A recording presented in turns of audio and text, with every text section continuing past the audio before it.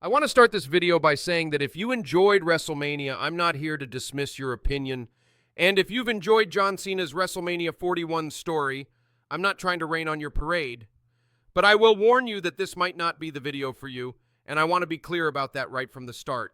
Yo, Bruce, I know where this is heading, but I gotta play devil's advocate for my kid's sake. Cena's got fans, man, even if it stings to admit it. This storyline was for his fans. I hear you, Ethan.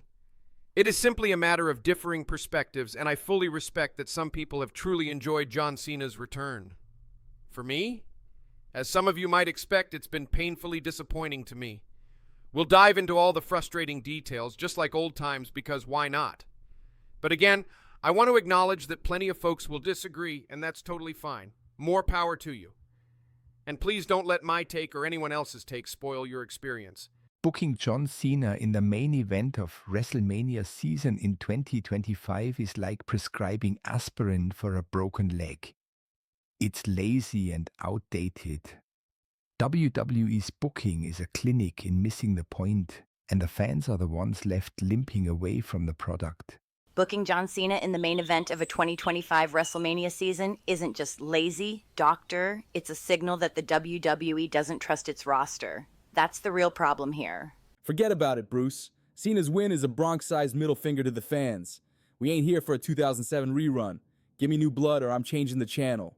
This storyline began before the Royal Rumble with the central theme of John Cena's pursuit of 17 championships, as if he hasn't already buried enough champions. The idea that this should automatically be seen as compelling entertainment simply isn't accurate. Bruce, Cena's got a shovel bigger than Yankee Stadium. This ain't a storyline. It's another John Cena graveyard. There's a solid argument that the top of the card hasn't been able to thrive because of Cena's constant presence over the years, and now he's back to do the same thing again. Who really even wants to watch that? It's not just about Cena, Bruce. It's about WWE's addiction to safe bets. Fans are screaming for new empires, not old dynasties. When Cena left, WWE fans finally got a meaningful main event storyline with the Bloodline. WWE took Roman Reigns, who wasn't exactly the most charismatic personality-wise at the time, and put him in a role where his character genuinely stood out. Roman evolved and emerged as a legitimate WWE main event superstar. That really resonates with me, Bruce, because the Bloodline gave us a real saga. Cena would have hogged that spotlight. Exactly, Leilani! Imagine if Cena had stuck around, monopolizing main events and title reigns. That long, sustained Bloodline storyline never happens with Cena in the mix. And keep in mind, here we are in 2025, and Cena's still out there WWE Championship chasing just 1 year after fans were literally begging the WWE to see Cody Rhodes conclude his championship story.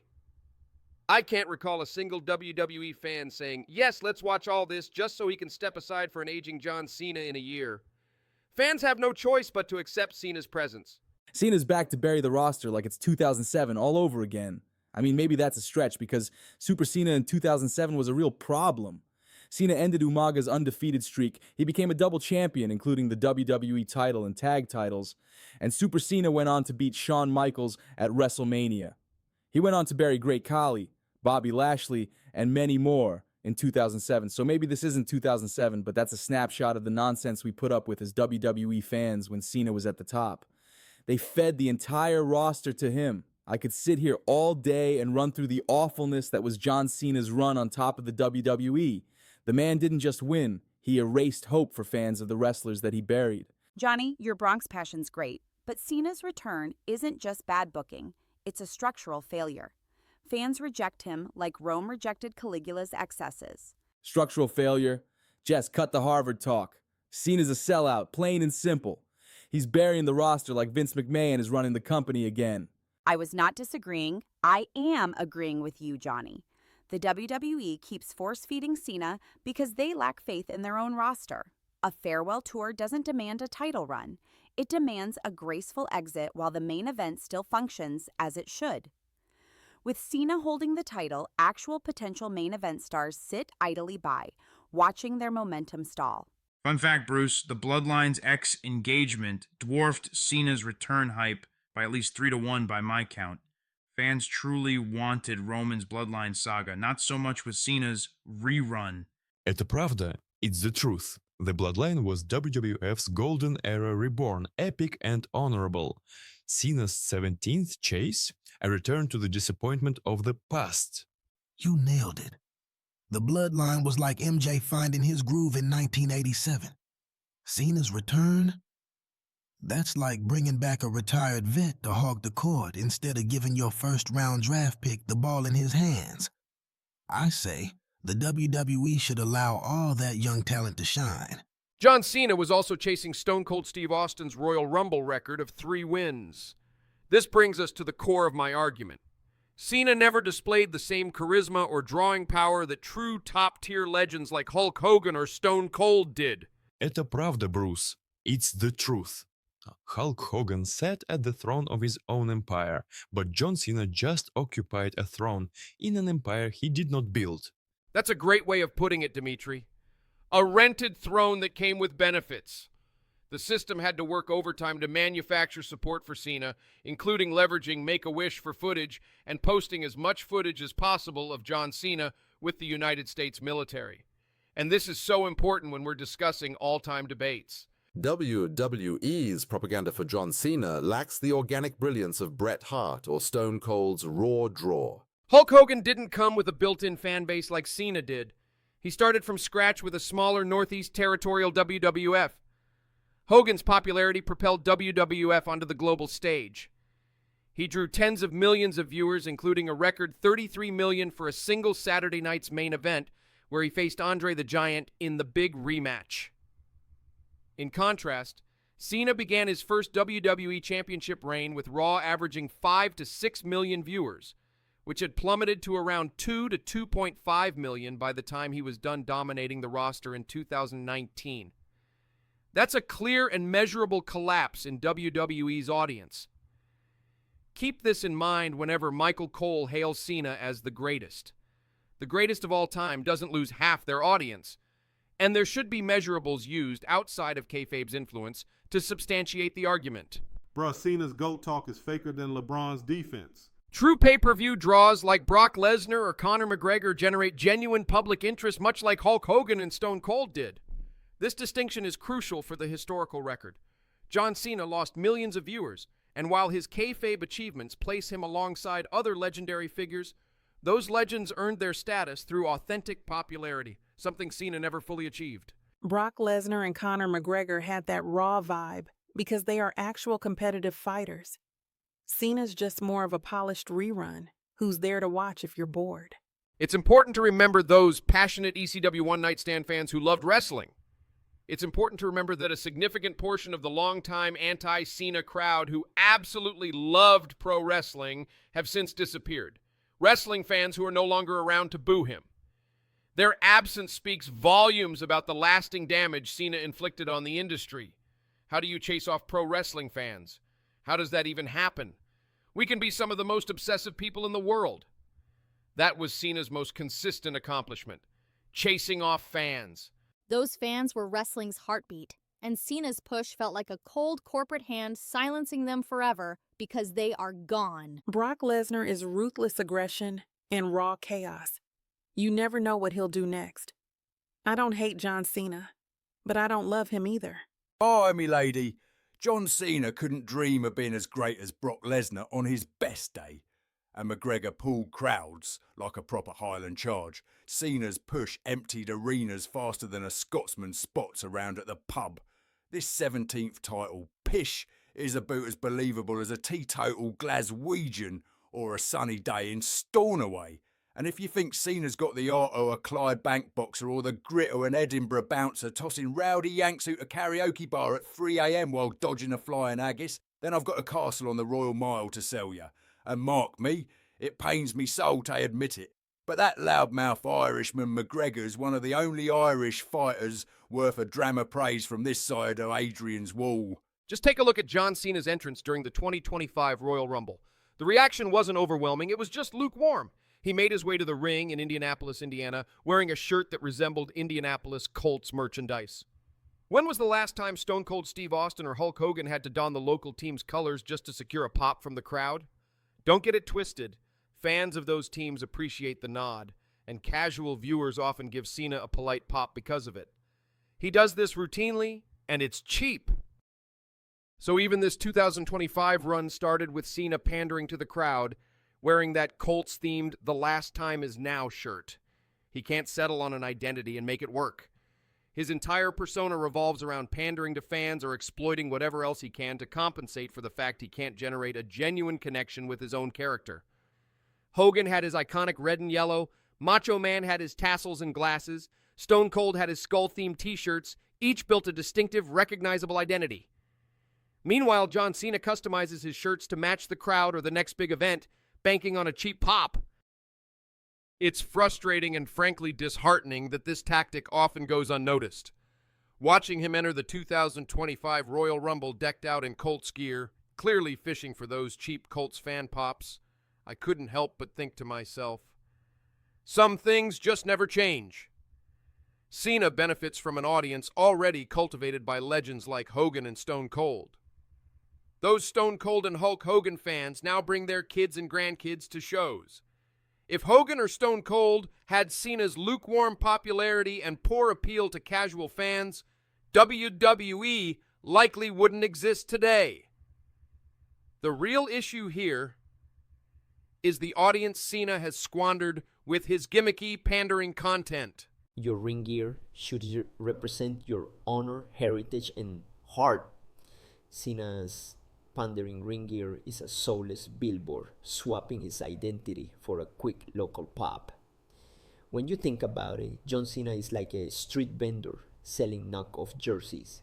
Except you don't even get the jersey. You get a cheap, ugly t-shirt that you can't actually wear anywhere. And you know what else hasn't changed? Cena getting in the ring, burying talent, and botching moves. He immediately eliminated the massive Braun Strowman, something he absolutely shouldn't be doing on a comeback tour, and then took out Finn Balor, but botched the elimination, almost dropping Balor on his dang head. Cena's botch on Balor was pretty scary. There's a fan who posted footage from the crowd on YouTube, and it looked even worse than on TV.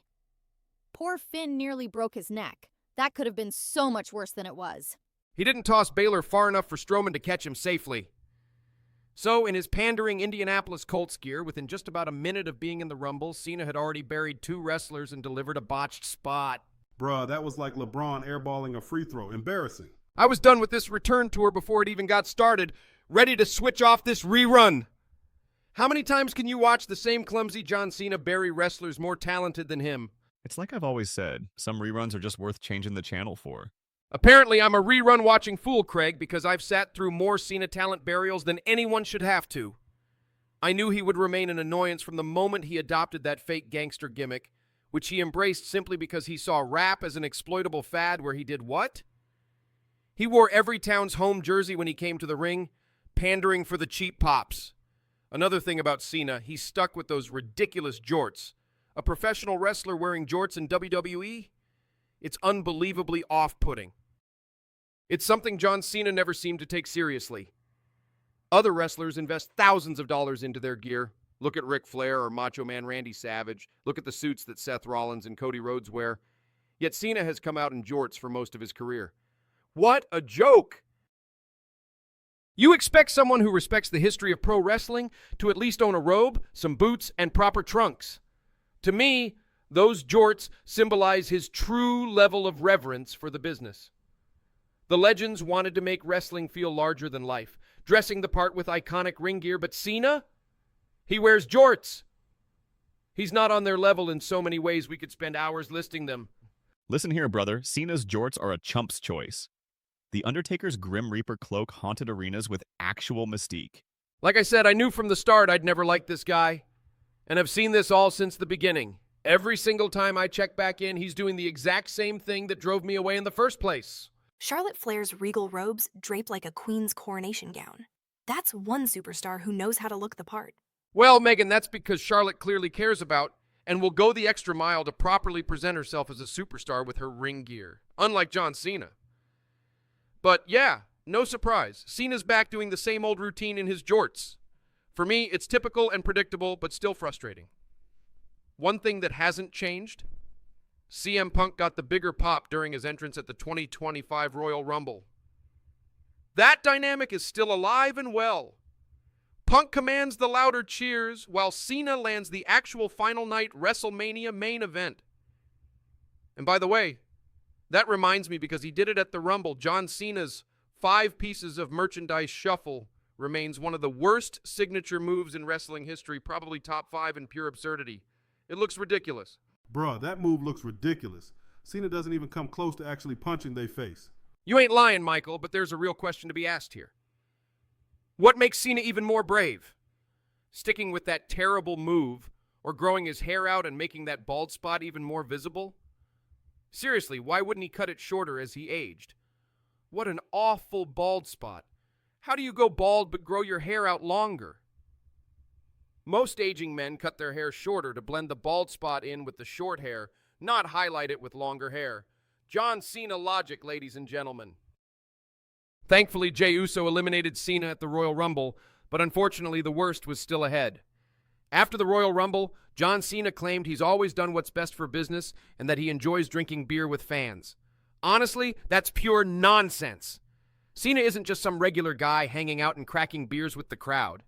The man had Nikki Bella sign a list of rules and a contract before she even moved in with him. He literally handed her Jack Tunney-style WWF match stipulations for living together. And you honestly think this is the kind of guy who casually drinks beer with fans? Give me a break. Pure absurdity. Bruh, Cena's contract for Nikki Bella living with him was colder than a WWE writer's heart when booking Zack Ryder's girlfriend Eve Torres. Remember that though? John Cena stole Zack Ryder's girlfriend on Monday Night Raw. That was more heelish than anything he's doing in 2025. Cena's contract with Nikki Bella was colder than a penguin's picnic in Antarctica, frostier than a Highland winter with the heater broke down, and more artless than a Glasgow landlord on rent day. Von Yankee Tightwad's prenup was penned by a polar bear's lawyer 3 times fast after a long sleepless night of Cena drama. You'll end up face down in your haggis. The man's love clauses were tighter than a poor man's grip on his last pound coin. I hear you guys, and you're not lying, but let's dive back into John Cena claiming he's always doing what's best for business. Give me a break. Remember Bray Wyatt in 2014?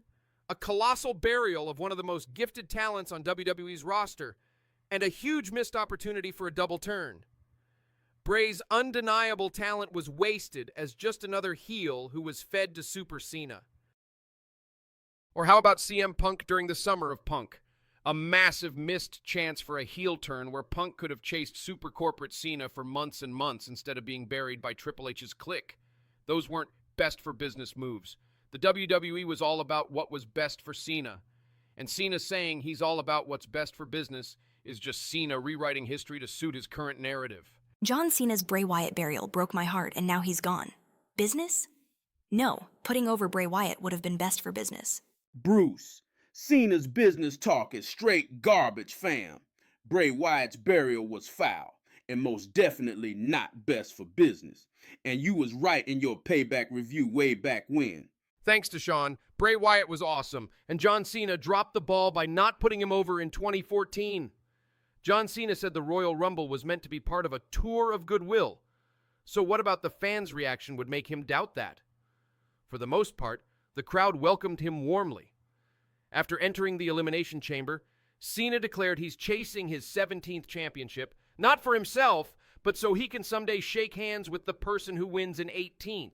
From a storyline perspective, why wouldn't Cena say he's doing it for the Make-A-Wish kids in the front row? Nothing in the current narrative justifies John Cena abandoning that part of his character, unless that part of his character was also just another gimmick that didn't have authentic meaning behind it, like a goofy heel turn during a farewell tour. Bruce, that's a plot hole that's real sloppy. I hadn't even thought of that. Why would he give up on Make-A-Wish kids? Can you imagine what the actual Make-A-Wish kids are thinking right now? That's an excellent point. Agreed, Dale, and there's so much more I could be pointing out. As someone long irritated by Cena's illogical storytelling, it's worth pointing out that on the January 6th episode of Monday Night Raw, Cena said winning his 17th title was a long shot. Then, less than 6 weeks later, like he suffered amnesia, he flips the script and claims winning the 17th championship is best for business. So he goes from, aw, gee, shucks, it would be a long shot to it's gotta happen. in 6 weeks. Bad! Definably bad writing and storytelling. No plausible explanation is given for this sudden change in attitude, but that's just classic John Cena storytelling. Never quite making sense. There are always so many plot holes. For me, Cena's superhero gimmick authenticity, he's too artificial. I don't connect. Gunther's raw intensity is so much more fun to watch for me. John Cena's shtick is a Boston bar brawl with no punches, too soft. I don't connect. Mick Foley's gritty promos bled heart. And those are the example of what I would say great looks and sounds like. I loved all of Mick Foley's gimmicks. He was great for sure, a true legend. And speaking of gimmicks, how can you walk away from your wrestling career for years, only to come back and claim your sole focus is loyalty to the company? How does that work? During one of the Elimination Chamber hype videos, Cena said his priority is loyalty to WWE. But John, you left! Even that was clearly just part of the gimmick, and that's why his storylines feel so inconsistent and frustrating. John Cena can't make anything seem real. You can't take years off, then return claiming you're all about loyalty and that your main event run is what's best for business, while the younger talent sits in the locker room held back and aren't given a chance. And in 5 years, everyone will look around and go, wow, why hasn't the WWE made any new stars? Perhaps putting the championship belt on John Cena isn't the smartest long-term strategy. I guarantee you it does nothing to build your core roster as main eventers and legends themselves so they can become nostalgia acts. Man, Cena really claimed loyalty after ditching WWE. That's a weak promo. I agree, Michael. Don't the writers or Cena himself realize how contradictory that sounds? You were gone, John Cena, period. You can't preach loyalty or claim to act in the company's best interest after bulldozing talent in your prior run, leaving without properly elevating new stars, then returning as some kind of loyalty ambassador. It's nonsense, empty words, and poor storytelling. A wrestler who walks away should drop the loyalty act when returning, because otherwise it just makes you look out of touch and hypocritical. Out of touch and hypocritical is what John Cena has been best at, some might say. Heading into the Elimination Chamber, John Cena had barely been featured on TV. In the weeks leading up to the event, WWE programming consisted almost entirely of John Cena video packages. It's ironic because back in 2016, Mr. Loyalty, John Cena told TMZ he'd never leave WWE because they were family, not a scripted line, but his own personal statement to the press. Throughout his career, how many times did he look directly into the camera and emphasize that his greatest strength was showing up every week? Yet here we have Cena contradicting everything his character once stood for, because his character and real-life persona are like yin and yang. From a kayfabe standpoint, Cena was always about loyalty and perseverance. In reality, though, he's stepped on talent, held others back, and received preferential treatment and booking. There's no real perseverance when the red carpet is constantly rolled out for you. Even in the hype video before the Elimination Chamber, after years of absence, he was touting his loyalty and tenure with the company. It felt like watching a malfunctioning robot trying to fall back into that I'm here every week gimmick, cajoling and guilt-tripping fans into giving him credit simply for fulfilling his contract and doing his job.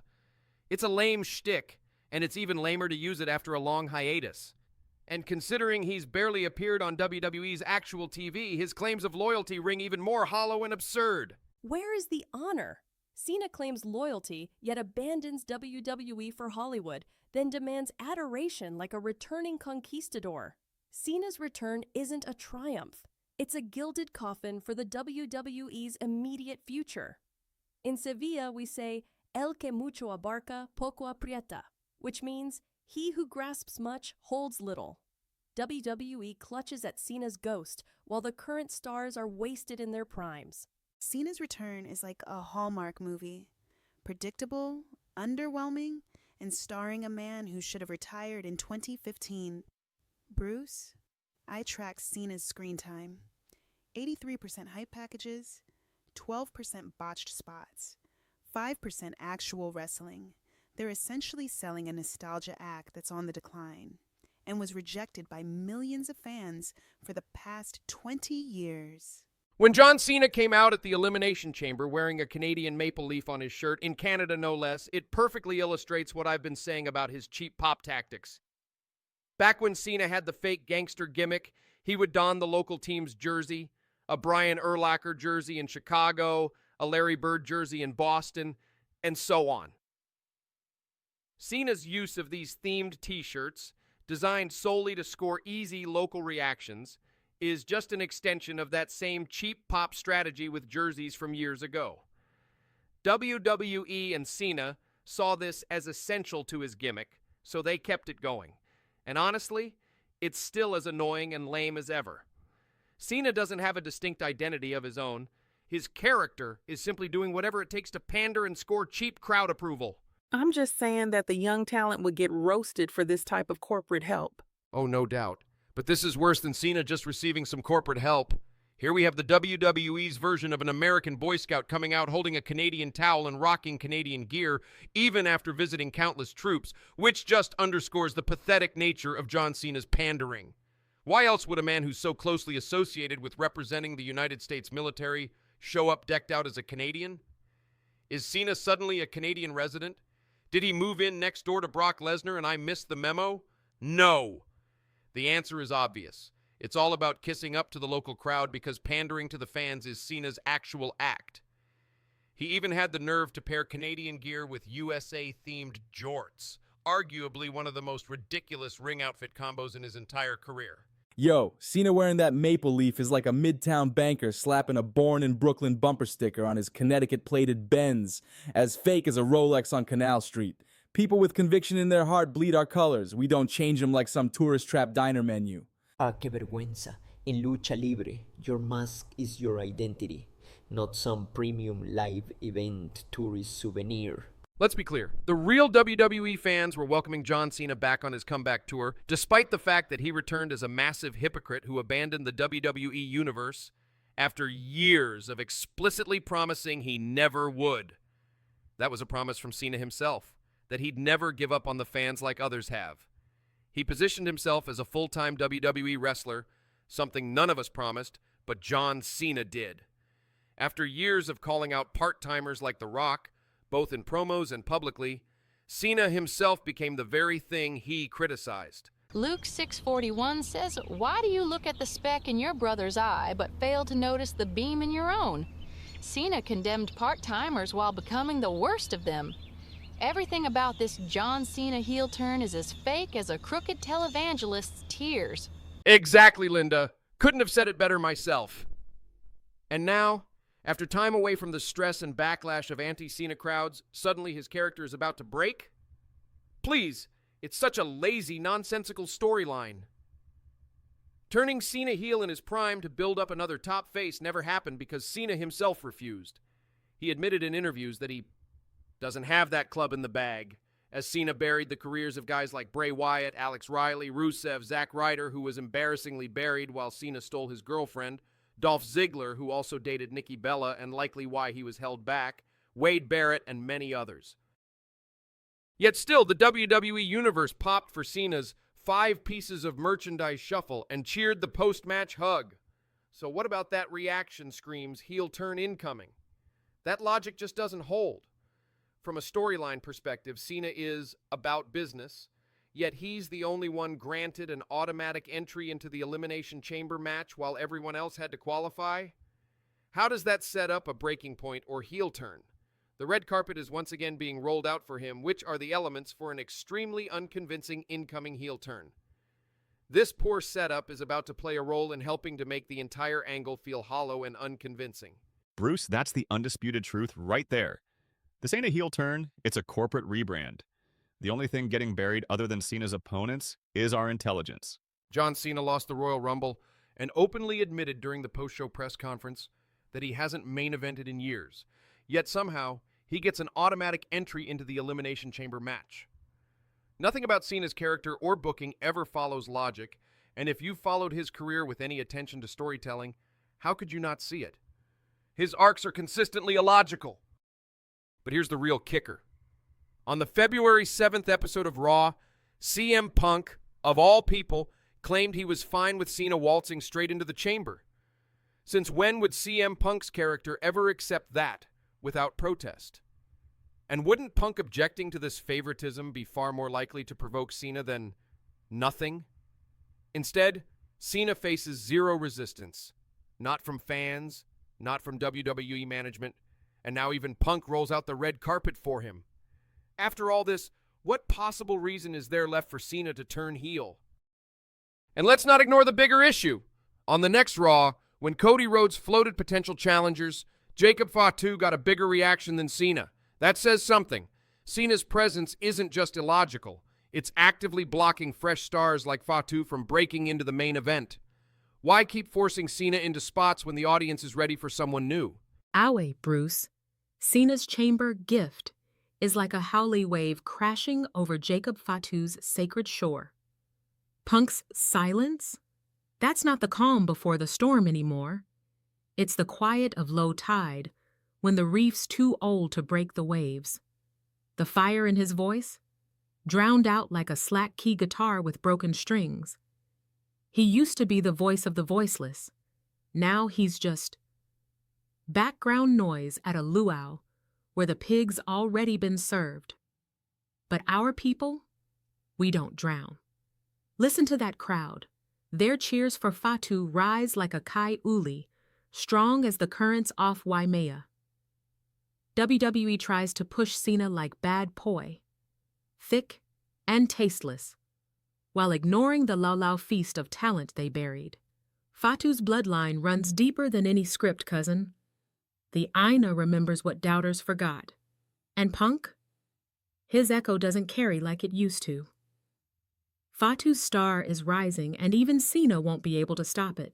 When John Cena entered the Elimination Chamber match, the crowd still showed him love, even participating in that ridiculous 5 pieces of merchandise shuffle move during the bout.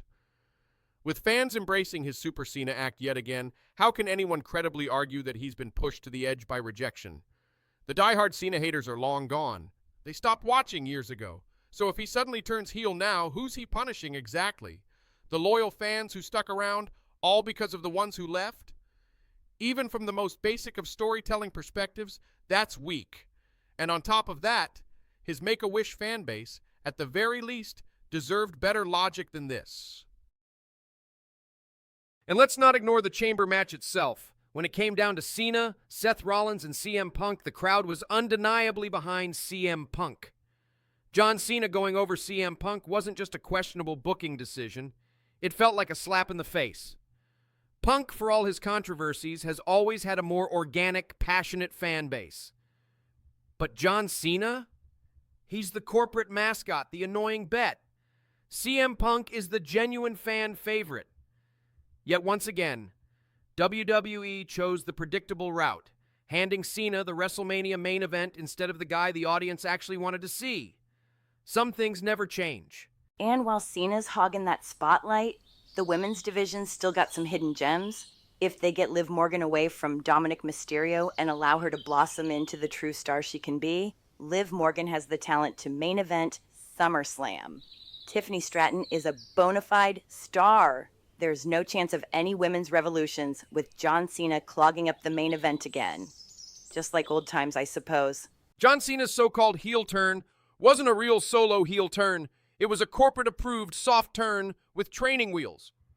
Joining forces with The Rock, one of the Attitude Era's most beloved icons, is about as safe as heel turns get. It's the villainous equivalent of those old Raw main events where Vince would pair Cena with an underdog like Zack Ryder or Daniel Bryan just to ensure he got cheered. This time, he handicapped his heel turn by hiding behind The Rock's final boss aura instead of standing on his own. And let's talk about execution. After attacking Cody, Cena just stood there with a forced, cartoonish, angry face. No fire, no passion, no memorable promo. Compare that to Hulk Hogan's legendary heel turn, where he cut an unscripted, venomous promo fueled by real, authentic resentment toward his fans, who he felt had abandoned him during and after the steroid trial, and toward Vince McMahon for downplaying his contributions and importance to the WWF. Hogan's turn felt raw and real. Cena's felt like a half-hearted corporate stunt. Worse yet, Cena didn't even show up on Raw or SmackDown to follow up for weeks. Plural. No mic work, no further explanation, just that awkward, unconvincing glare before vanishing. Hogan's turn changed wrestling forever. John Cena's? A forgettable, illogical mess. Objectively, this was a weak, uninspired moment that lacked real logic. If this was WWE's idea of a major heel turn, they failed miserably. They essentially turned him heel just to do it. Bruce, WWE's In-Ring-Kunst ist unter Beschuss. Gunthers WrestleMania Title Loss ist ein Schlag ins Gesicht. Dieser Mann ist ein Mercedes-Benz der Ringkunst. Jeder Schlag präzise, jede Story makellos. Cena, ein kaputter Traktor. Stumbling through matches mit no work rate. Verdammt nochmal, Gunther ist ein wahrer Ringer, kein Hollywood-Pop-Ans wie Cena. If the WWE wants Cena's heel gimmick to mean etwas, let Gunther, der neue Fanliebling, crush him at SummerSlam for the title. Die Smarks will pop für einen Champion who embodies technische Perfektion, not a jorts-wearing relict stealing the spotlight. And I will also add Bruce. Hulk Hogan's I made that organization a monster promo was a klinische Meisterwerk, raw venom. Cena's heel turn ist ein corporate virus, a grimace with no pulse. John Cena's heel promo in Brussels, Belgium is yet another example of WWE bending logic to fit their Cena-centric narrative. Think about it. This was the first time Raw had ever aired live from Brussels, Belgium, Jean-Claude Van Damme's hometown. Meaning these fans had never even had the chance to boo Cena on television before. So why would he suddenly lash out at them? It doesn't even make sense. Hulk Hogan's infamous heel turn worked because it was a direct response to real, palpable fan rejection in the Carolinas and within wrestling as a whole. But Cena's anger toward a crowd experiencing their very first WWE broadcast makes zero sense. Unless he's holding a grudge over some forgotten house show reaction from years ago, this entire setup doesn't call for a heel promo directed towards these fans. And that's the problem with Cena's storytelling. It operates on just because logic. Rules don't apply. Continuity doesn't matter. Cena did it just because. If WWE wants Cena to cut a heel promo, they'll force it, even if the context makes no sense. It's classic Cena booking. Throw out coherence and just do it anyway. Even Cody Rhodes' pre-taped hype video praising Cena's legacy was absurd. Sure, Cena's done a lot of great things, but for whom? Was it pure altruism, or was there always an underlying benefit to his actions? Legends like The Undertaker or Bruno Sammartino didn't need cameras rolling during charity time to validate their impact. With Cena, every act of goodwill felt like part of the brand. Now we have a heel turn that feels incredibly forced, lacking true logic. Bottom line, this Brussels promo was another poorly thought out moment in a career full of them. WWE expects fans to accept Cena's sudden heel turn against an innocent crowd simply because he's John Cena. Forget the logic. And that's the problem. It's a real problem, Bruce. I agree. A real heel turn, like Foley's Mankind character, comes from a background and builds on crowd dynamics. Love, hate, betrayal. Cena's got none of that here. He was out there railing against a crowd that was cheering him, their first ever chance to be on TV to show the world who they hate or love, and they loved him. No prior beef, no arc. It's not just bad booking. It's sabotage, draining the audience's investment for a corporate whim. Wrestling lives on fans feeling the story, not getting slapped for showing up. The WWE faithful over there deserved a moment that lifted them, not a star torching their joy for a heel act that don't even add up in the first place. I mean, what the frick? It doesn't add up at all, Kat. John Cena's heel turn was undercut the second he walked out draped in the Belgian flag, proving yet again that his character operates on zero internal logic. He wants to play the villain, but he still needs the crowd's dollar at the merchandise shop, pandering with foreign patriotism, looking like a walking merchandise stand. They don't even force the workers who run those merchandise stands to wear as much ridiculous merchandise as corporate John. Compare that to Hulk Hogan's iconic Nitro appearance post-bash at the beach. Head-to-toe black, flanked by Hall and Nash in matching black tank tops, with even Bobby Heenan hammering home the symbolism saying, "Hogan's in all black, no red, no yellow, just black." That was commitment. That was a statement. Cena, he couldn't even ditch the pandering merchandise or pandering towel. No tonal shift, no visual reinvention, just the same Super Cena shtick with a forced scowl. It's not just lazy, it's creatively bankrupt. Would it have been that difficult to throw on a black suit? To actually look like a heel instead of dressing like a lost tourist WWE fan? And let's be real, this isn't nitpicking. It's pointing out what WWE expects fans to ignore. That Cena's stories never demand logic. He'll flip alignments, contradict motivations, and break immersion, all while winking at the audience like it's one big joke. Hulk Hogan's heel turn felt seismic. John Cena's? A twisted form of glorified fan service for Cena's fans. The lack of effort is insulting, and yes, I'm sure there are plenty of fans who are just as tired of pretending otherwise. Some of y'all have become real quiet out here. There's not much to say, bruh. Just let Bruce cook. Bruce, you really brought your A game for this discussion. Thanks. It's hard not to notice all this. But the problem is sitting down to watch it because it's hard to watch. Oh, believe me, we all know, all too well. But we all love wrestling, and it keeps calling you back. The NWO's black and white merchandise in '96 was a cultural codex, a manifesto screaming, "We've torched WCW's rulebook." When Hogan, Hall, and Nash strode out in matching black, it was a semiotic guillotine. No red, no yellow, just black, as Heenan said. Fans didn't just buy the shirts, they enlisted in a revolution. Fans craved the NWO's version of pro wrestling anarchy. It signified destruction. We're here to gut the roster, as you said. Fans wore it like armor, pledging to a cause that felt illicit and raw. It was like a badge of rebellion. Cena's Belgian flag merch, it's a corporate postcard, a sanitized memento for collecting, not a statement. It's the definition of pointless from a storyline perspective because it's just a souvenir from WWE's Global Roadshow. Right, Han. Cena's gear lacks any subversive pulse. The NWO's aesthetic was a fastball hurled at kayfabe's establishment. Fans bought it to join the chaos, to feel the roster's doom. Whereas Cena's cartoonish flag waving is geopolitical propaganda, a corporate hug to the audience. It's not cool. It's a collector's trinket, to be put on the shelf like a snow globe, but it's definitely not some symbol of heel defiance. Spot on, Bill.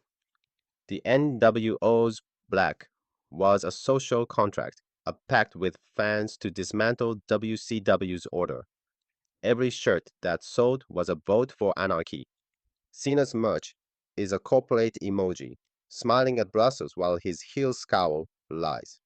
His flag gear was WWE gift shop swag, and no one's buying it to feel bad, but just to remember the trip or remember where a show took place.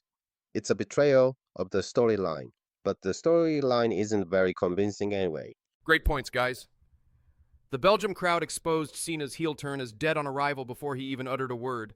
The dueling chants during his entrance revealed what WWE refuses to acknowledge. After 20 years of Super Cena, no one buys this manufactured rebellion. The weeks-long delay for this momentous promo only highlighted the fundamental miscalculation. You can't manufacture organic heat for someone whose entire career was built on corporate insulation from real backlash to begin with. This wasn't the birth of a villain. It was the death rattle of a failed experiment. This was just another half-baked Cena storyline where logic takes a backseat to branding. What was the only thing that got legitimate heat? John Cena teasing a walkout without cutting a promo. Likely because the audience had to wait weeks to hear Cena's explanation and didn't want to wait again.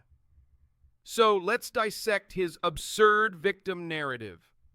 Cena, the 16-time world champion who main evented for over a decade, wants us to believe he was somehow oppressed because fans didn't cheer him enough. That's ridiculous. The real victims were the audience. The ones who paid to watch their favorites play second fiddle to his never-ending push. The ones who eventually tuned out entirely. There's no martyrdom in being the company's golden boy, while at least half the fan base rejected you. There's only privilege, the kind that left a trail of buried talent in its wake. This wasn't a heel turn. It was a tired rerun of Cena's career. Demand sympathy, ignore the backlash, and expect fans to play along. Bruce, this man had a whole 5 moves of doom, and they still pushed him like he was prime MJ in 1991. Jacob Fatu's out here doing Mortal Kombat fatalities while Cena's recycling the same tired loyalty speech. This is why ratings cratered in the first place. Put the belt on my man Jacob Fatu. John Cena's claim that fans bullied him into being a puppet isn't just revisionist history, it's outright delusional. There's no version of reality where that logic holds up. The fans didn't force him into anything. If anything, they spent years rejecting his Super Cena act, while WWE stubbornly forced Cena into the main event with the title. Compare this to Hogan's iconic heel turn. Hogan didn't need meta references to baby faces or heels to sell his betrayal. Cena did. Hulk Hogan's rage felt real because it was rooted in genuine resentment, not some manufactured victim complex. But Cena? He stood there in Belgium, a crowd that had never even had the chance to boo him on TV before, and blamed them for the backlash he received 20 years ago. The irony in that? He's finally cutting the heel promo fans begged for 2 decades too late, yet still has the audacity to whine, "I gave you everything and it wasn't enough." No, John, you didn't. You not giving the fans what we wanted is literally the issue, so you're definably wrong. Where was that heel turn in the past 20 years prior to this year? You gave fans 15 years of forced dominance while ignoring the half of the audience that rejected you. That is why they were angry. The lack of self-awareness is staggering. This wasn't a heel turn, it was a tantrum from a guy who spent his career being protected by booking committees and still couldn't handle the criticism. In reality, he cut this promo every Monday after a title win on Raw as a babyface. Hogan's heel turn changed wrestling. Cena's, just another chapter in WWE's long tradition of writing nonsense for John Cena and expecting us to like it. And shocker, yet another John Cena promo where John Cena blames the fans for his reactions rather than looking in the mirror. Bruce, this is like blaming the weatherman for the hurricane. Fans didn't bully Cena. They gave him the gift of honesty for 15 years. My son loves John Cena, but I gotta be honest like I always am. John Cena sounds ridiculous here. He does sound ridiculous. This Pobre Victima act insults every wrestler he beat who actually faced true career rejection. Cena boasts of sacrifice while standing on all those wrestlers' graves he dug himself. And while standing there, Natalya, he's doing everything he can to be as unconvincing as possible. Unconvincing is the perfect word for Cena's so-called heel turn, because even he didn't seem to believe what he was saying. Here's the reality. Millions of fans rejected Cena for years, yet WWE kept shoving him in the main event. Now, 2 decades too late, he suddenly snaps, not during the molten hot ECW one-night stand hatred, not during the peak of the anti-Cena era, but on his farewell tour? Since when do legendary acts spend their final run trashing the fans? It's laughable. His entire promo reeked of entitlement, as if he deserved unconditional love despite years of polarizing booking. But the truth is, the fans who hated him left long ago, and the ones still watching are either diehards or just along for the ride. This wasn't a real heel turn. It was a hollow tantrum, another Super Cena storyline disguised as rebellion, right in time for another WrestleMania coronation. Pathetic, predictable, and worst of all, completely unconvincing. This isn't wrestling psychology, it's retirement home rebellion. The most absurd moment of Cena's promo? When he trashed the loyal fans who actually bought his ridiculous t-shirts. Let's be real. Those walking billboard shirts are impossible to wear in public without looking like a WWE souvenir stand exploded on you. Yet these diehards shelled out $50 a pop over and over as Cena cycled through new designs as though his life depended on it. The irony? His merch-flipping hustle made sure only the wealthiest fans could keep up. Then, he now had the audacity to claim they never supported him.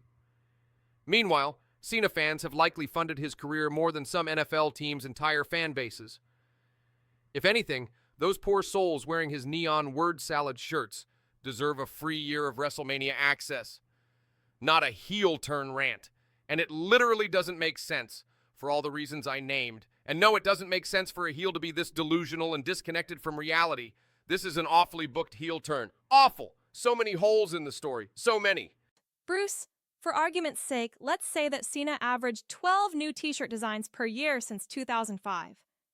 That would be 240 shirts, and Cena's most loyal fans bought a fair number of those. The math doesn't lie. This betrayal is like a farmer blaming his sheep for buying too much wool. The real victims here are the moms who washed those radioactive orange or green t-shirts 300 times, trying to make them presentable for school the next day. That's actual unconditional love, John! John Cena's heel turn is like a Lifetime movie villain. All pouty close-ups and zero actual danger. Cena dissing his merch buyers? That's like Ronald McDonald blaming people for eating Big Macs. Bruh, you designed those radioactive-looking shirts. Only thing worse than wearing them is being the guy who sold them then complained about the customers. This ain't villainy. It's corporate amnesia. Bruce, this is like a QVC channel host trashing their customers for buying too many feature items. But worse, all these poor kids in neon hustle loyalty respect shirts looked like highlighters with legs, and now he disowns them. My son and all of C Nation deserved a better explanation than this. Cena made millions off awfully designed $50 t-shirts that could actually be seen from outer space by the naked eye. Remember when Cena tried to act mad during his big heel promo over "You Can't See Me" memes? Let's be honest. That was Cena trying to be funny while cutting a heel promo. It was a corny attempt to reference something funny during his big heel promo. By and large, people think that gag is fun, so he's leaning into fun during his big heel promo. Some heel. And realistically, why would the guy who leaned into the joke for years suddenly rage about it? This was Cena awkwardly shoehorning meme culture into his big heel promo. For those of us who don't use social media, I can't express how lame social media references play to us. The whole segment reeked of tonal whiplash, a scowling alleged villain still draped in Belgium merch, half-heartedly mocking the very internet humor he profits from. Objectively, this is why his act frustrates purists. It's wrestling without consequences, where even an alleged heel turn is just pantomime. No stakes, no consistency, just Cena playing the role loosely while the WWE shrugs and says, "Wasn't that great?" Fun fact, Bruce. Cena's fake rage over his viral invisibility memes lost the plot faster than a jobber in a squash match.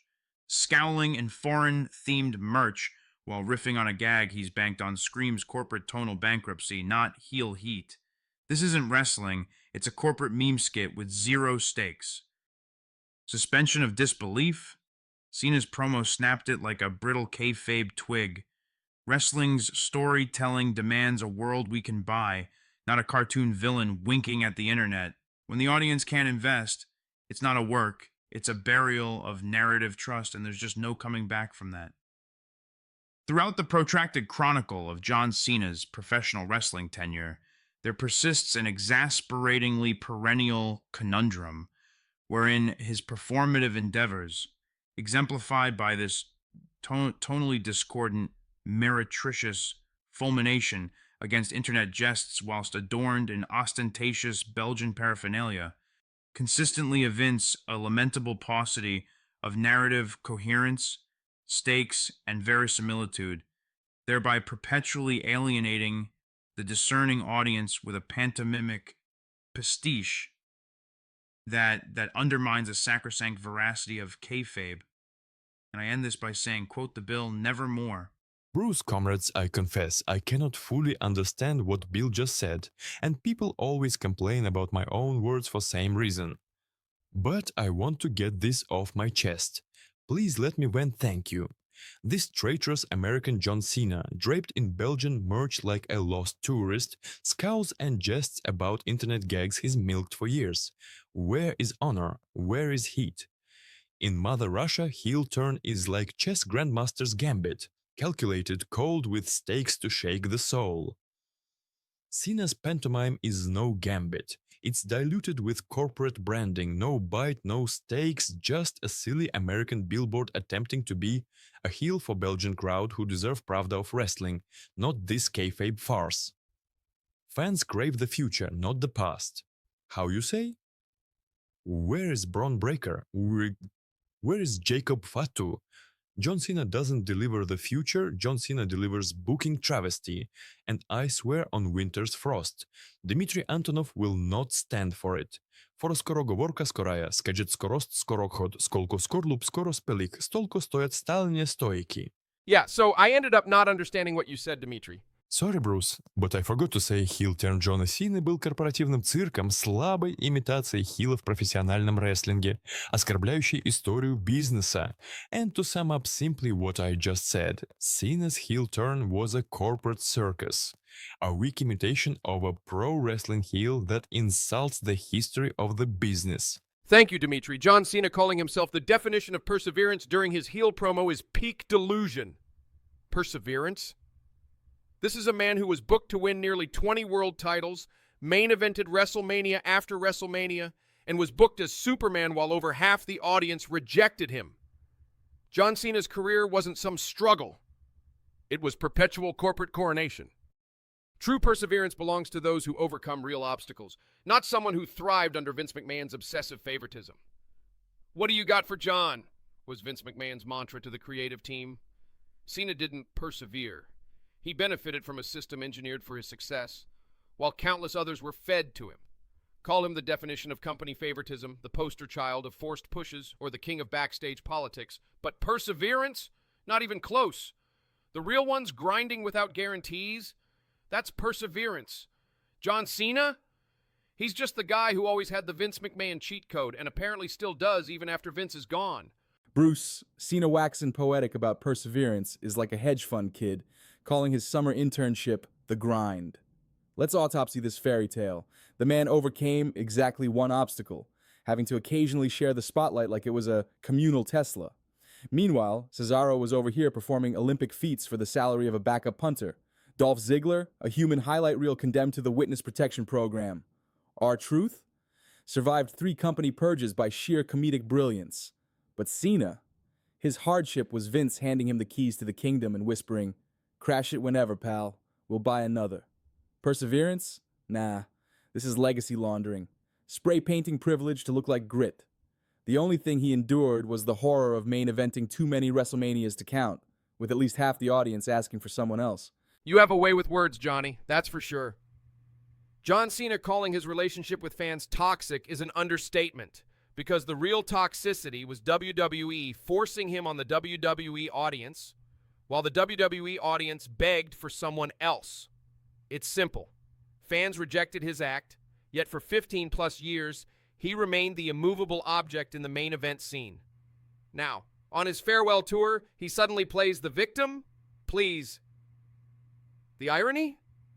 Cody Rhodes got organic, unanimous cheers when he walked out right after Cena's flop of a heel promo and got the reaction Cena always wanted but never drew from the fans. In fairness, Cody's been receiving polarizing reactions in America, but this was a European crowd, and the European crowds tend to appreciate WWE content in a more loyal fashion. This specific reaction is the difference between manufactured stardom and a real connection with the fans.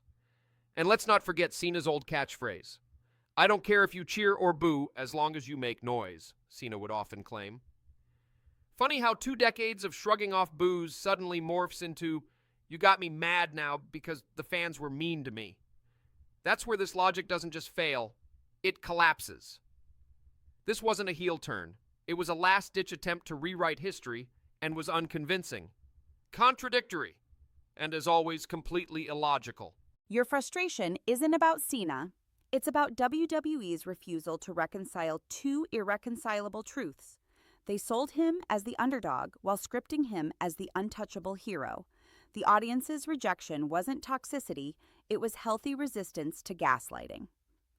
Bruce, you are clearly triggered by the gaslighting. John Cena didn't just benefit from favoritism, he became the avatar for WWE's erasure of consent. Fans weren't toxic for rejecting him, they were traumatized by 15 years of creative coercion. Your breakdown isn't pedantic, it's therapeutic. You're giving voice to the silent majority who knew instinctively that Cena's mythology was always hollow corporate branding. This is bigger than wrestling. It's a case study in manufactured legacy versus earned cultural capital. Your analysis exposes the fault lines.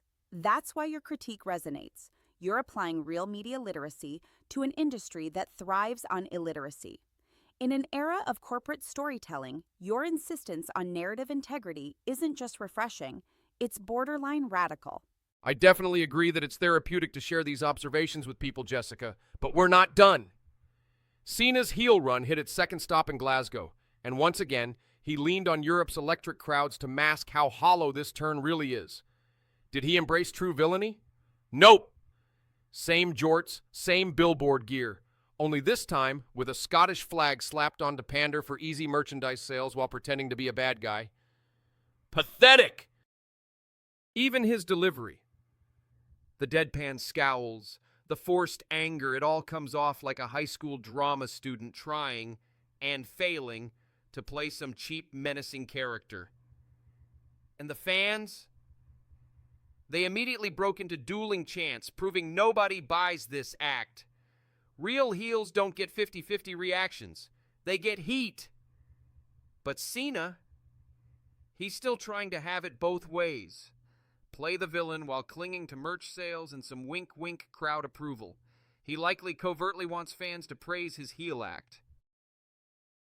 This is not a heel turn. It's a corporate-approved midlife crisis, and the audience isn't fooled.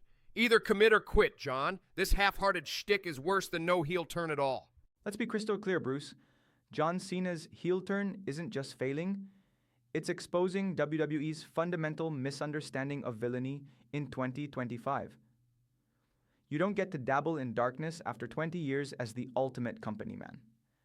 Cutting cheap heel promos and scowling doesn't erase a legacy of forced smiles and scripted resilience. Real heels commit. Look at Roman Reigns. Look at Dominic Mysterio. Look at someone like Randy Orton.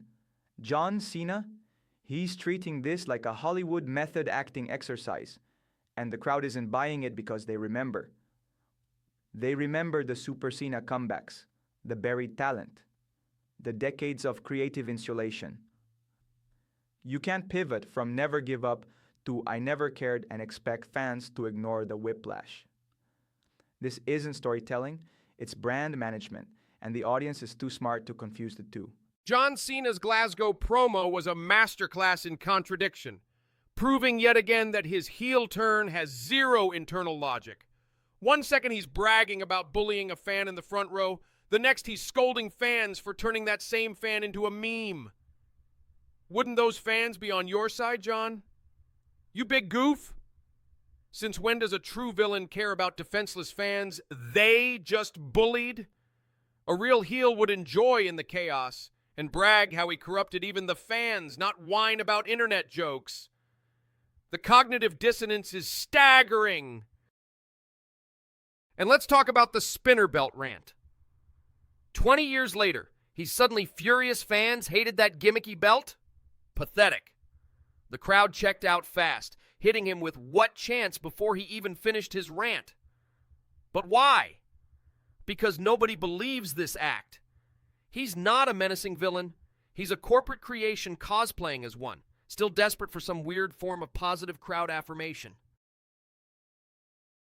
Then there's the 17th title farce. Ric Flair himself claims 21 championships. So the whole storyline is built on a disputed number. Is that really worth writing a wrestling story about? Why push this narrative when even the man he's surpassing rejects the number anyways? Oh yeah, that's right. Because the WWE loves manufacturing hollow milestones for Super Cena, even if they make no sense to wrestling historians. Wow. 1 minute he's a bully, the next he's a meme police? Just wow. Good catch, Bruce. Even WCW 2000 had more consistency. And the what chant? That's the sound of fans detecting fake storytelling. John Cena in 2025 is the wrestling equivalent of a billionaire buying an Employee of the Month plaque for himself. The man hasn't worked a full schedule in at least 7 to 8 years. Yet he's back out here hogging main events like it's his birthright. Part-timers like John Cena are human parking spots, taking up space while the real workers circle endlessly, waiting for a chance to pull in. John Cena's London heel promo was more proof this entire turn was a farce. Once again, he waltzed out draped in the host country's flag, this time the Union Jack, because nothing says mega villain like patriotic merch pandering, right? Most heels sacrifice merchandising opportunities. Cena increased his, all while whining about how hard he's had it. The cognitive dissonance is laughable. Then came his weakest line yet. I don't bury talent, I am talent. This wasn't just delusional, it was a slap right in the face to every wrestler fans preferred over him. For years, Cena was booked to no-sell finishers, squash rising stars, and dominate main events while audiences begged for alternatives. Now he gaslights us into believing that wasn't burial? Please. The truth is undeniable. Cena's push came at the expense of countless others who never got his opportunities. This heel run was never serious. It was a last-ditch attempt to rewrite history by saying, look guys, Cena did turn heel. Yeah, he sure did. 20 years too late, half-hearted, and in an utterly disingenuous fashion. Just another chapter in WWE's greatest corporate fairy tale who chased away half of its loyal viewers. Let me tell you something. John Cena kicking out of finishers isn't resilience, it's creative vandalism. A wrestler spends years getting a move over, sacrificing their body, their credibility, only for Super Cena to no-sell it like it's a sneeze. That's not storytelling, that's career arson. And now he has the audacity to claim he never buried anyone. The talent he stalled out, Bray Wyatt, Rusev, Wade Barrett, would beg to differ. But sure, John, keep lying to yourself. The rest of us will be over here remembering. Cena's 17th title storyline collapses under the weight of its own hypocrisy. You can't spend 15 years hoarding championships, beating rising stars clean while fans begged for alternatives, then claim, I never buried anyone. That's ridiculous. Ric Flair's reigns made stars like Sting, Rick Steamboat, and Dusty Rhodes even greater because he was a heel. Cena's were about protecting his spot, and as a babyface, he buried talent left and right while elevating nobody. The difference between Ric Flair and John Cena is undeniable. Then came the laughable accusation that Cody Rhodes stole from him. What would you steal from John Cena? A wristband? Cody, who built his own path while Cena chased off half the audience, was called inauthentic by a guy who cosplayed as a street gangster, a soldier, and a walking merchandise kiosk. The irony? Cody fired back with the undeniable, brutal truth. The fans chose me. Vince chose you, Cody said. And that was the undeniable truth. Cody had to scratch and crawl his way to the top.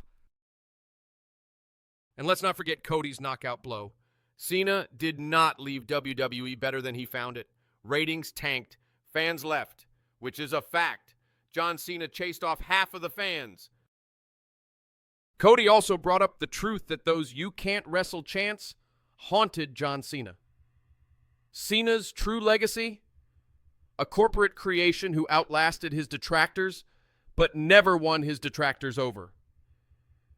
This heel act was 20 years of denial packed into 3 unconvincing promos. Cody didn't just expose it, he crystallized that point. Bruce, this is exactly why I can't stand creative inauthenticity. John Cena isn't a character, he's a corporate algorithm. A real performer disappears into their role.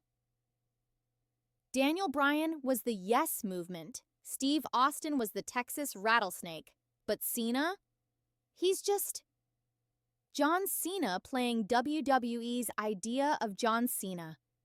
And now, in his final act, he's still hiding. The rapper? Fake. The soldier? Fake. The underdog? Fake. The only time we've maybe seen the real him was on that cringe reality show with Nikki. And if that's the truth, yikes. Cody's right. The fans did choose him. Because Cody's flaws, his reinventions, his failures, they're human. Cena's never risked that.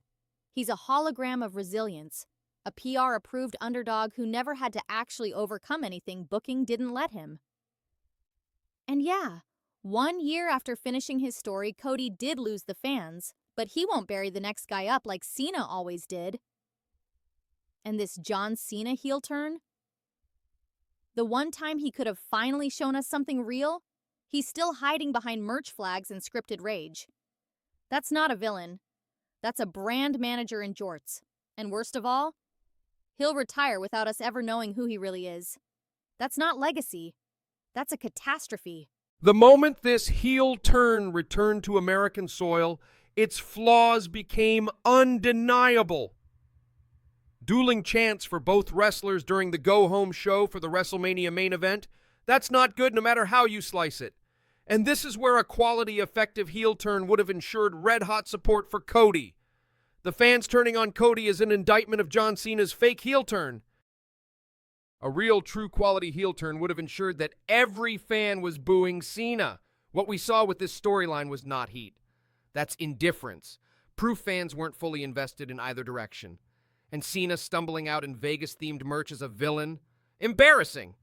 This was never a real heel turn, just a flimsy corporate pantomime. Then came Cena's empty threat to take the title away forever.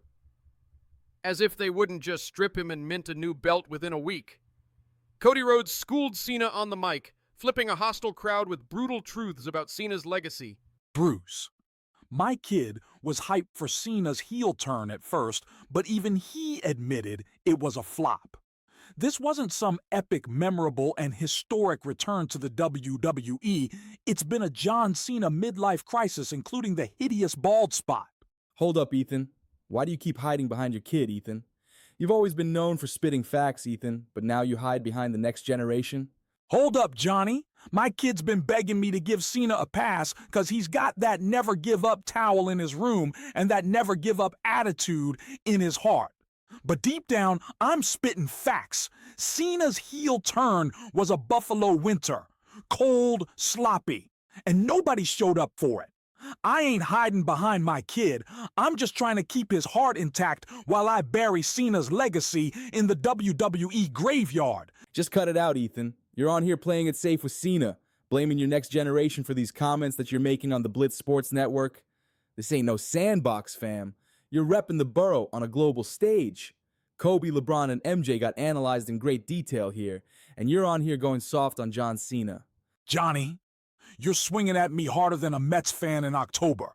I'm as anti-Cena as it gets. The guy's a corporate puppet, always has been. My kid's still young, man, and I ain't heartless enough to crush his hero in front of him. But don't get it twisted. I call it like I see it. And Cena's heel turn was a flop. Ethan, you're flapping your gums like a Coney Island carny. Save that sob story for the 6th train. You're on a world-class platform where we bleed for Jeter, Savage, and Truth, not some kid's towel collection. You want to play sympathy card? Fine, but don't cry when I school you like a Riverdale prep kid. Cena's a fraud, and your kid ain't the one dodging accountability. Step up or step off. Step up or step off, you said? Look, Johnny, you're trying to fire me up, but don't think I'm tapping out. I hate Cena's game as much as you, but I'm juggling dad life and truth-telling. Just wait till my kid's old enough. I'll have him booing Cena's Hall of Fame speech louder than a Yankee Stadium bleacher bum when the Red Sox are in town. Too late, Ethan. You're already down for the count. You're not repping roots. You're planting excuses in the Orchard Beach sand. This is Blitz Sports Network, where we sling truth like a juiced-up Roger Clemens fastball. Your kid'll thank me when he learns Cena's a corporate con. And when you see this, kid, change the channel until WWE gives you a chance again to support someone authentic. Yo, Johnny, you're barking like a Bronx bulldog, but I'm New York's boldest, and everyone knows it. I'm out here balancing dad duties with dagger-sharp takes at the same time. From 5th Avenue to Times Square, I'm bringing authentic angst, slinging savage-style truth. And when the time is right, I'll school my seed to skip Cena's sellout shtick. Would you tell your kids Santa was real? Or would you wait until they got a little older too, Johnny? This is the same thing. You're flashing Fordham flair, but I'm the real deal rebel, repping roots more raw than a riverside roast. Ethan, you're flailing like a flatbush fish out of water. I'm the Bronx brass-knuckled bard, blasting truth from Belmont to Battery Park. While you're Buffalo bumbling with kid glove cop-outs, I'm carving Cena's con with Coney Island cunning, sharper than a Mariano Rivera cutter. Authenticity? I'm the Sultan of Truth, slinging unfiltered fire. Step back or get schooled in the shadow of Yankee Stadium. Tell your kid to stop watching John Cena, Ethan.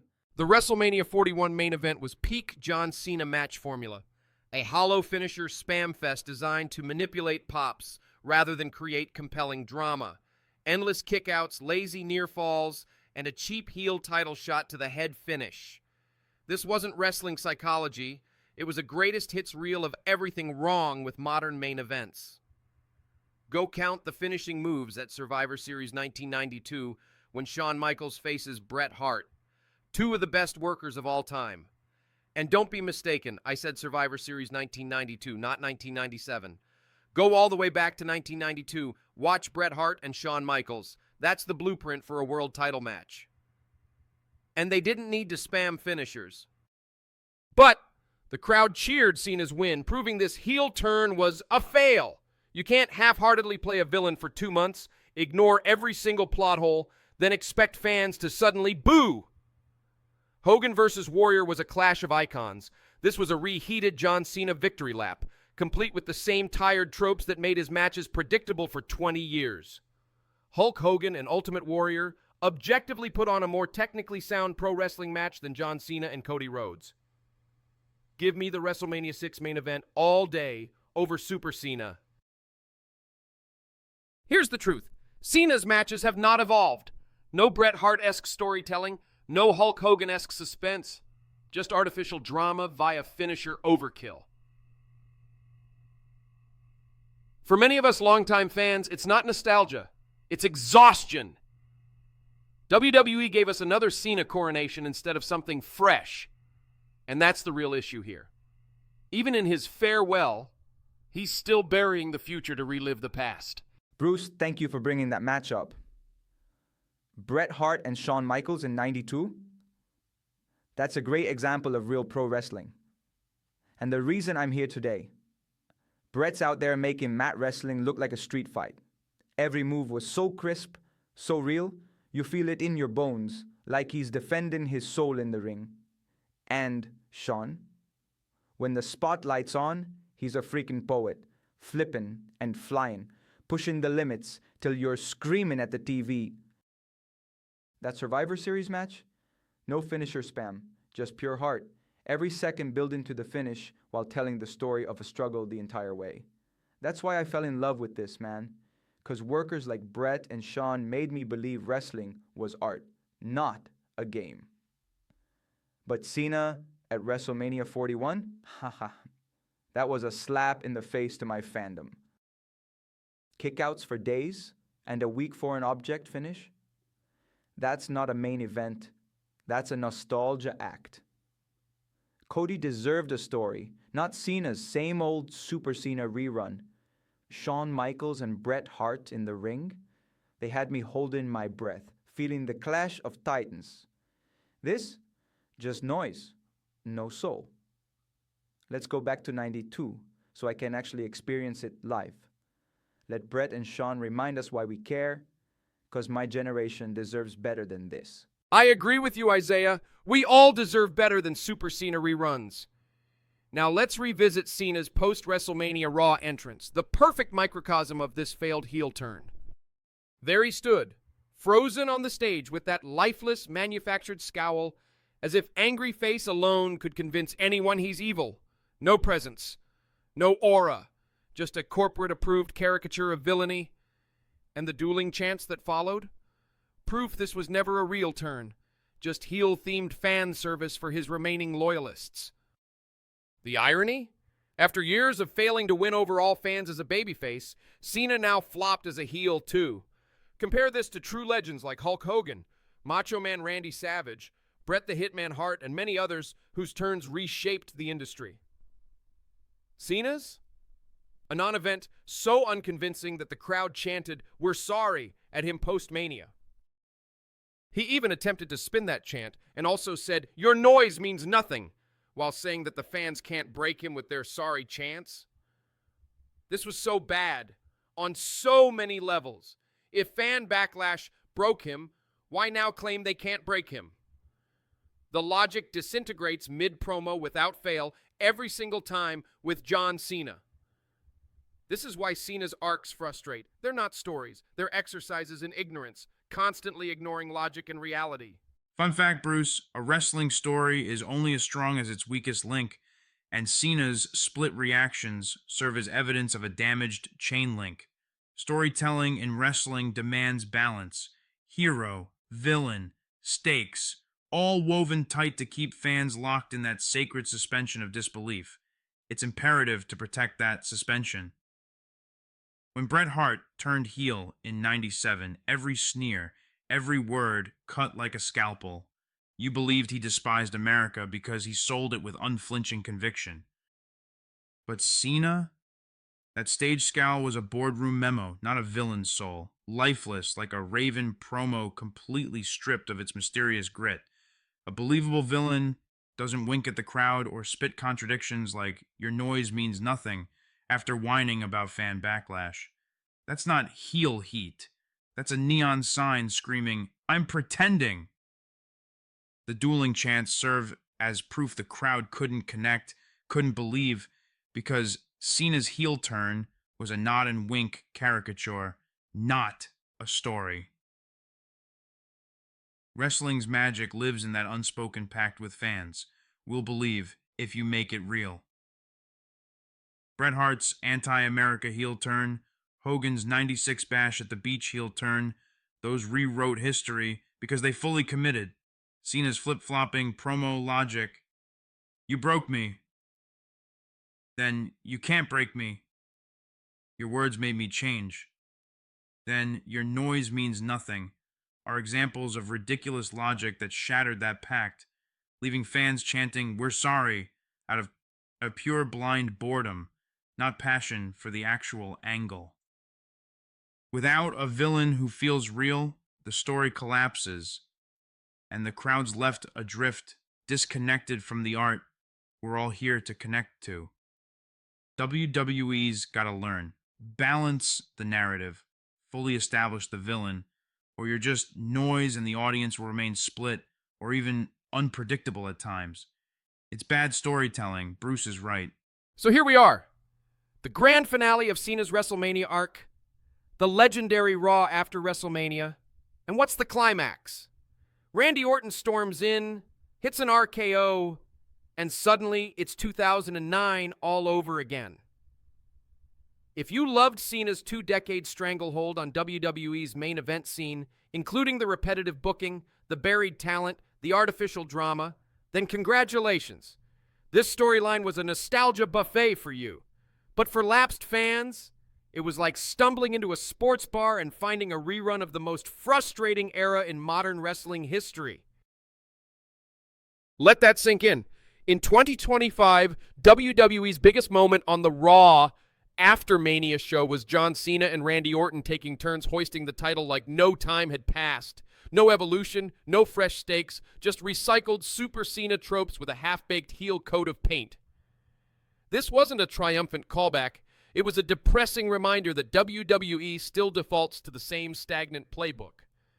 Cena's heel run isn't a reinvention. It's a corporate time capsule, proving that WWE would rather resurrect the past than risk building a future without their forced golden goose. And for anyone hoping for something more, too bad. The machine keeps grinding out the same old story. And the best part? Cena has stated that he's out to ruin wrestling. As if that didn't happen long ago. And those fans John Cena chased off, they never came back, so sure. John, why don't you chase off some more? Wrestling thrives as a refuge for high IQ creatives. Thinkers who crave the artful chaos of a well-told story to break the monotony of their analytical lives. Cena's recycled Raw moment, leaning on Orton's RKO to pop the crowd like it's 2009, insults that audience's intelligence, offering a lazy time capsule instead of the innovative narrative we all deserve.